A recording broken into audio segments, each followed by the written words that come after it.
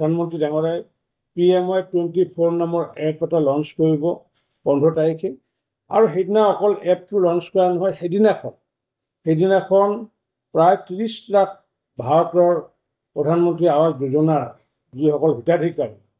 সেই হিতাধিকাৰীসকলক প্ৰথমকালীন টকা সেইদিনাখনে অনলাইন যোগে তেওঁলোকৰ একাউণ্টত মুকলি কৰি দিয়াৰ ব্যৱস্থা কৰিছে। মাননীয় দেশৰ প্ৰধানমন্ত্ৰী নৰেন্দ্ৰ মোদী ডাঙৰীয়াৰ আশীৰ্বাদত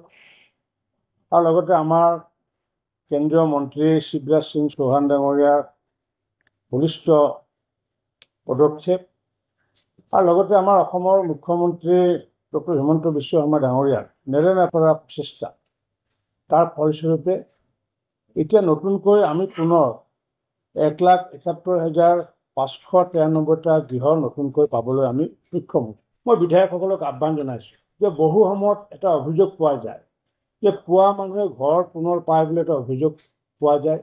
বা যাৰ পকী ঘৰ আছে এই পকী ঘৰত থকা মানুহে ঘৰ পোৱা এটা অভিযোগ আমি পোৱা যায়। পূৰ্বতে যিহেতু এইবোৰ ছাৰ্ভে 2011 চনত 18 চনত হৈছিলে, গতিকে সেই সময়ত মই যিহেতু দায়িত্বত নাছিলোঁ,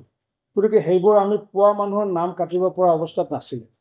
আজি এই সংবাদমেলৰ জৰিয়তে আমি আয়ুক্তসকল, আমাৰ জিলা পৰিষদৰ মুখ্য কাৰ্যবাহী বিষয়া তেওঁলোকক মই আহ্বান জনাইছোঁ যে কাইলৈৰ ভিতৰতে যাতে এই 1,71,000ৰ যি তালিকা সেই তালিকাসমূহ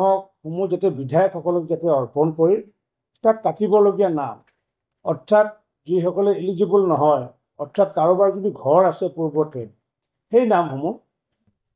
সেইগৰাকী বিধায়কৰ পৰামৰ্শৰ আধাৰত যাতে নামসমূহ যাতে কৰ্তন কৰে তাৰ কাৰণে আহ্বান মই জনাইছোঁ।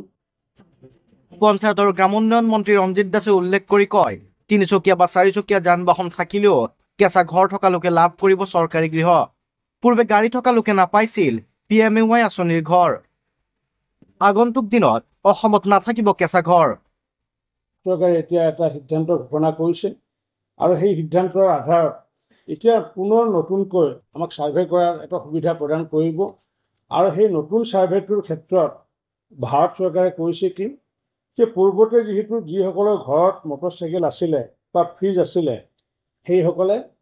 এই তালিকাত অন্তৰ্ভুক্ত হোৱা নাছিলে। এইবাৰ ভাৰত চৰকাৰে সেইটো উদ্ৰ কৰিছে যে যাৰ ঘৰত 3 হুইলাৰ্ছ বা 4 হুইলাৰ্ছ আছে কিন্তু তেওঁ যদি প্ৰকৃততে কেঁচা ঘৰ আছে তেওঁলোকৰ আগন্তুক দিনত এই ঘৰৰ কাৰণে হিতাধিকাৰীৰ কাৰণে যোগ্য বুলি বিবেচিত কৰা হ'ব। পূৰ্বতে 10,000তকৈ অধিক ইনকাম যাৰ মাহত প্ৰতি মাহেকত তেওঁলোকক হিতাধিকাৰীৰ কাৰণে যোগ্য বিবেচিত কৰা হোৱা নাছিলে, কিন্তু এইবাৰ ভাৰত চৰকাৰে এইটো ৰিলেক্স কৰি তেওঁলোকৰ যিসকলৰ প্ৰতি মাহত 15,000 টকা উপাৰ্জন হয় তেওঁলোকৰ ক্ষেত্ৰতো এই হিতাধিকাৰী যোগ্য হৈছে বিবেচিত হোৱাৰ এটা সুযোগ প্ৰদান কৰিছে ভাৰত চৰকাৰে। জামছেদপুৰত 15 ছেপ্টেম্বৰত প্ৰধানমন্ত্ৰী মোদীৰ উপস্থিতিত গৃহ অনুমোদনৰ দিনাই 26 লাখ সম্পূৰ্ণ হোৱা PMAY-ৰ গৃহ প্ৰৱেশৰ লগতে 10 লাখ হিতাধিকাৰীলৈ প্ৰথম কিস্তি মুকলি কৰি দিয়াৰ সমান্তৰালকৈ অসমতো প্ৰতিখন GP, ব্লক আৰু জিলাত একেদিনাই 1,71,593 হিতাধিকাৰীয়ে গৃহপ্ৰৱেশ 1,03,575টা সম্পূৰ্ণ হোৱা গৃহৰ প্ৰথম কিস্তি মুকলি কৰিব।